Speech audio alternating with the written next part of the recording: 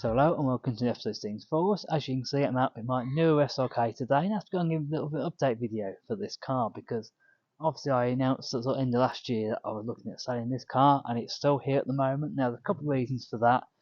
One is to do with all the prices recently dropped. I was getting quotes from car buying service as low as sort of £5,000 for this car. Now for that sort of money, I might as well keep the car and just use it and enjoy it. I'm hoping that prices will go up a little bit, particularly winter time is always the worst time to sell convertibles. So maybe look going forward, maybe spring might be a bit of a better time to actually get this car sold. I also would like to sell it to an enthusiast, someone is going to look after it. I don't really want to sell this car to someone that's going to abuse it almost. It's too nice of a car for that. I still care about this car enough. However, after I put out the video saying that I was selling this car, I had quite a few people come up to me and say, "Yo, you can't sell that car." This was the first Mercedes I actually bought. At the time, I didn't need a car for daily driving, so it was really a sort of weekend car. And also, what people have been sort of saying to me is, "Are you going to miss this car when it's gone?" And I think probably the answer would be yes, I would miss it. I'll give you a little bit of background. I didn't put this in my original video at the time. I also had quite a big problem with this car. Now, I've had problems with it before. I had the quite a common issue is the steering wheel lock. That's gone in the whole set video and that, so I won't go too much about this video, but I did have another big issue with this car. And that's because this car was actually struggling to start at the time. Now, it wasn't anything to do with the battery. Basically, you start the car, but you struggle a little bit. You'd have to encourage it with the accelerator. And when it did start for about 5 seconds, it was making a horrendous sort of noise. And it was definitely coming from the engine. Now, when it was running after this, it was also quite lumpy. The engine itself was really like moved around quite a bit, so much so that the airbox was actually hitting the side of the engine. Engine management light was on the dash, and then it would sort of go off, and it would come back on again. So there was something wrong with this car, and I had to take this back into work where I used to work at the time. And they basically gave me the very bad news that it had a stretched timing chain. Quite a common issue for these cars. The two main issues, not necessarily is this that caused the problem, but the two main issues of this car that causes the stretched time chain is lack of use of lack of oil changes. Now, I will admit that I don't do service every year on this car, so maybe that's something I've learnt a lesson, a very expensive lesson.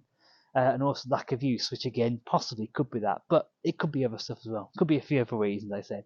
Not necessarily those are the two main reasons, but it didn't necessarily mean that it was those. Anyway, it cost me to the tune of £1,700, which is quite a lot of money for this car. So when I filmed that video, I was quite annoyed. As you would imagine, it's a car I don't use a lot, and yet it's cost me a sort of horrendous amount of money, really. So, as you can imagine, I was a little bit annoyed with the car at the time. However, I did it. I luckily get a staff discount, so actually I got a sort of good end of the deal, but it was an engine out jobby. I mean, the parts alone with staff discount for £800, and then you had the labour. The engine had to come out, the chains at the back of the engine. It's an engine out job. That's the only way I can do it, actually get access to it. So I basically had to reboard the back of the engine. So yeah, I was a little bit annoyed at this point with the car. It was just got through an MOT, fine, and then that happens. I've been quite lucky with my cars. I've never had major problems. However, this was the first sort of major engine problem I've had with a car. And to be honest, my luck was going to run out at some point. I've been very lucky with cars, not having cars that have been absolute sheds and not having big issues. And again, that is just luck, and your luck does run out eventually. Eventually, you're going to cop a bad car or cop a big bill on a repair.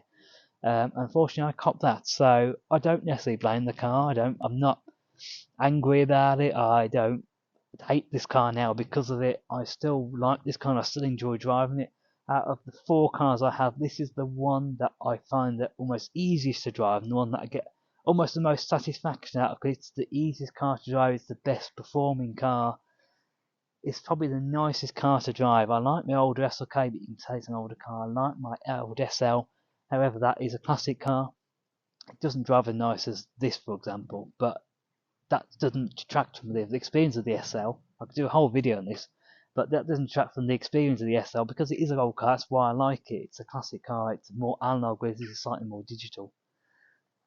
So, Where am I at with this car at the moment? I am still potentially looking at selling it, but for now I'm just going to keep hold of it. It is a nice car. It's a lovely spec as well.